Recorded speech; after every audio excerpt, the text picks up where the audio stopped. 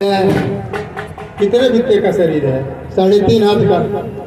3.5 हाथ में कितने अंगुल हो गए? 12 सते 84। तो इस तरह से ये 84 अंगों का शरीर है। भगवान भोलेनाथ बोले, हे देवी, इसलिए मैंने इसमें 84 प्रसंगों को सम्मिलित किया। इन 84 प्रसंगों को समझ करके, और 84 प्रसंग समझे तो बड़ी अच्छी बात है, और नहीं समझ पाए तो इसमें तो बस एक चीज समझ लीजिए, एक ही साधे सब सधे, सब साधे सब जाता। पता नहीं हमारे आपके पास इतना समय होगा कि नहीं होगा। कल चर्चा चल रही थी कि भगवान का यह ऐसा शक्ति स्वरूप, भक्ति स्वरूप, भगवत स्वरूप, अनंत कोटि ब्रह्मांड नायक के सभी शक्तियों को विद्यमान करते हुए यह ऐसा विराजमान है हमारे आपके सभा में, समाज में, इस ब्रह्मांड में, कि एक बार यदि भगवान का नाम ले दिया जाए तो इस भवसागर से पार हो जाते हैं। बार बार जपने की आवश्यकता नहीं। अजामिल तो एक ही बार अपने अंत समय में अपने बच्चे नारायण को पुकारा था, नारायण ओ नारायण, इस तरह से। और मानस जी में तो स्पष्ट ही लिखा हुआ है, जासु नाम सुमी रते एक बारा, उतर नर भव सिंधु पारा। हम लोग अपने अपने घर से तो आए हुए हैं और तीर्थराज प्रयाग में आए हुए हैं, तो यहाँ से कुछ ले जाने के लिए हम लोग आए हुए हैं। ठीक है, क्या ले जाएंगे हम लोग? यहाँ से प्रसाद ले लेंगे और गंगा जल शीशी बोतल में भर लिया जाएगा। बस हम लोग 2 चीज लेते हैं यहाँ से, और कुछ नहीं लेते।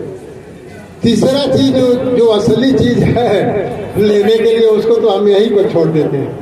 संतों के सभा में, विद्वानों के मध्य में छोड़ करके, गंगा मैया के पास छोड़ करके चले जाते हैं। यहाँ से संकल्प करके जानना चाहिए।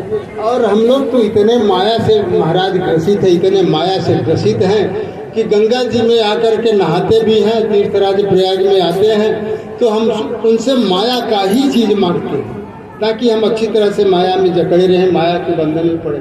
अच्छा ये बताओ, आप अपने पुत्र को कुछ मांगता है तभी देते हो, तो नहीं बोलता है तभी आप उसको सारी चीजें ले आके देखते हो, न मांगे तब भी सब समझ जाते हैं आप लोग कि इसको क्या चाहिए। बड़ा हो रहा है, कपड़ा चाहिए, खाना चाहिए, भोजन, बिस्कुट, दूध, फिर इसको शिक्षा दीक्षा चाहिए। आप तो सब अपने आप बिना मांगे देखो क्या वो अज्ञान है क्या? इसलिए हम यदि तीर्थराज प्रयाग में आए हुए हैं और गंगा मैया की गोदी में हम आए हुए हैं, और यहाँ से चूँकि माया रूपी घर मेरे पास है, और जिस घर को हम आप जीवन भर छाए छोटे हैं, जिसकी सेवा किए हैं, उस वतन में हमें आपको लौट के जाना है। और यहाँ से जाए तो हम कुछ ले करके जाएं, गंगा जल ले जाना और प्रसाद ले जाना बड़ी अच्छी बात है, पर उससे भी उत्तम बात, उससे भी अच्छी बात यह है, यहाँ से हम भगवान की भक्ति को लेकर के जाएं, भगवान के राम नाम के जप का संकल्प लेके जाएं।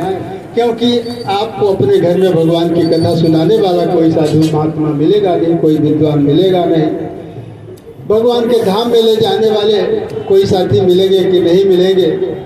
तो यहाँ से सिर्फ आप भगवान की भक्ति को अपने मन में अच्छी तरह से दृढ़ संकल्पित हो जाइए कि और बाकी काम हो अथवा ना हो, मैं भगवान का भजन करूंगी, नहीं कुछ तो एक माला ही अवश्य हम निश्चित भगवान के नाम का जाप करूंगी।